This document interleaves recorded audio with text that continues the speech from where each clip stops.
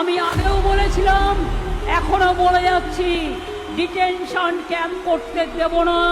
আমি অসংখ্য ধন্যবাদ জানাচ্ছি, আমার প্রণাম জানাচ্ছি আমাদের মাননীয় মুখ্যমন্ত্রী মমতা বন্দ্যোপাধ্যায়কে, আমাদের সেনাপতি অভিষেক বন্দ্যোপাধ্যায়কে, যে তারা দ্বিতীয়বারের জন্য আমাকে প্রতিনিধিত্ব করার এই সুযোগ দিয়েছে। আমি অত্যন্ত খুশি যে আমি যে এত বড় একটা দায়িত্ব পেয়েছি, যাতে সেটা নিষ্ঠার সঙ্গে পালন করতে পারি। দিদিকে কৃতজ্ঞতা জানানোর ভাষায় আমাদের মহিষাদলের যা সমস্যা আছে, যতগুলো আমরা চেষ্টা করছি, অনেক সমস্যা মিটিয়েছি। তার মধ্যে মহিষাদলের সমস্যা, আমার বিধানসভা এলাকায় যে হসপিটাল আছে, সেই হসপিটালের 30 বেডের, সেটাকে 100 বেডের করার দাবি দীর্ঘদিনের মানুষের। কারণ এখানে রোগীর সংখ্যা প্রচুর হয়, প্রতিদিনে প্রায় 100-র উপরে রোগী থাকে, যার বেড থাকে না। 30 বেডের হসপিটাল, সেই জন্য এই রুরাল হসপিটালকে যাতে 100 বেডের করা যায়, আমি সেই প্রপোজাল দিয়েছি, বিধানসভাতেও তুলেছি। এবং মহিষাদলের ড্রেনেজ ব্যবস্থা, মহিষাদল বিধানসভা এলাকা এবং মহিষাদল ব্লকের উপরে বেশ কিছু জায়গায় আছে ড্রেনেজ ব্যবস্থার সমস্যা। আর হলদিয়া ব্লকেরও বেশ কিছু জায়গায়, দেবভোগ থেকে আরম্ভ করে বেশ কিছু জায়গায় ড্রেনেজ সমস্যা আছে। মহিষাদলের দীর্ঘদিনের দাবি, যেখানকার ছেলেমেয়েরা শুধু ন্যাশনাল ইন্টারন্যাশনালে খেলে, বিভিন্ন জায়গায় তারা পারদর্শী হয়, অথচ এখানে একটা স্টেডিয়াম, অনেক জায়গায় স্টেডিয়াম হয়েছে, আমি বিধানসভায় তুলেছি এবং তারপরে ডিপিআর জমা দেওয়া হয়েছে, তারা একটা ভিজিটও করেছে, সেটাও হয়নি। কারণ তার জন্যই মহিষাদলের প্রতি বছর একটা এমএলএ কাপ করে তাদেরকে খানিকটা হলেও খুশি করা হয়। প্রতিবার খুব ভালো আড়ম্বরতার সঙ্গে এমএলএ কাপ হয়, 2 দিন ধরে ক্রিকেট এবং ফুটবল। ঠিক তেমনি মহিষাদলে একটা সুইমিং পুল নেই।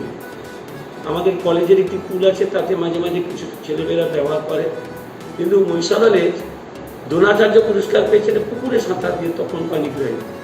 অথচ মহিষাদলে একটা সুইমিং পুল নেই। এটাও আমাদের দীর্ঘদিনের দাবি, যাতে মহিষাদলে একটা সুইমিং পুল হয়, মহিষাদল একটা ফায়ার স্টেশন হয়। কারণ মহিষাদলে 2টো college, Mahishadal arts college, Mahishadal girls college, ও মহিষাদলের একটা ইউনিভার্সিটি আছে, যে মহাত্মা গান্ধী ইউনিভার্সিটি, দিদির নাম দেওয়া। গান্ধীজি মহিষাদলে এসেছিলেন 1942 সালে আপনার 25শে ডিসেম্বর। সেই কারণে মহিষাদলে মহাত্মা গান্ধীর নামেই এই ইউনিভার্সিটিটা করেছে। সেই ইউনিভার্সিটি সহ এখানে নবোদয় বিদ্যালয় আছে, এতগুলো কলেজ আছে। মহিষাদলের রথ, মহিষার রথের পর প্রসিদ্ধ রথ, এত বড় কাঠের রথ ভারতবর্ষের কোথাও নেই। এইসব কারণে আমি এই সব কিছু তুলেই বিধানসভায় তুলেছিলাম, কিনা একটা ফায়ার স্টেশন যাতে পায়। আমাদের মাননীয় এমআইসির সাথে কথাও হয়েছে, তিনি বলেছেন সময় নিশ্চিত হবে, প্রপোজালটা তিনি গ্রহণ করেছেন। এছাড়া এখানে ইলেকট্রিক চুল্লি সহ এগুলো কিছু কিছু সমস্যা আছে। আর দৈনন্দিন কিছু রাস্তাঘাট অনেক করেছি, প্রচুর রাস্তাঘাট হয়েছে। ভারতবর্ষের সরকার এত টাকা আটকে রেখে দিল, 1,99,99,000 কোটি টাকা আটকে রেখে দিল। তারপরেও পথশ্রী 1, পথশ্রী 2, পথশ্রী 3, পথশ্রী 4 এর মাধ্যমে অনেক রাস্তা হয়েছে। আরও কিছু রাস্তা আছে বাকি, যেগুলো করার প্রয়োজন আছে, মানুষের দাবি আছে। এর বাইরে আমি গত 5 বছরে আমার বিধায়ক যে ফান্ড 3,30,00,000 টাকা, তার পুরো টাকা খরচ করেছি। এটা অন্যান্য বিধায়করা করেছে কি জানি না, করেছি। এবং তার পুস্তিকা আকারে প্রকাশও করে দিয়েছি, মানুষকে ডেকে, প্রেস ডেকে পুস্তিকা আকারে প্রকাশও করে দিয়েছি।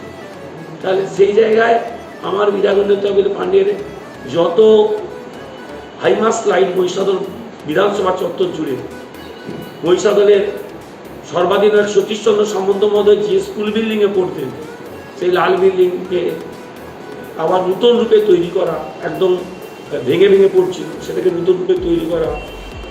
রাজবাড়ির ভিতরে আটচালাকে সংস্কার করা, রাজবাড়ির ভিতরে আলোকিত করা, গোপালজির মন্দিরের ঘাট তৈরি করা, মহিষাদল বিধানসভা এলাকা জুড়ে আরও অনেক কিছু মনসাস্থানে একটি সংস্কার করা, বা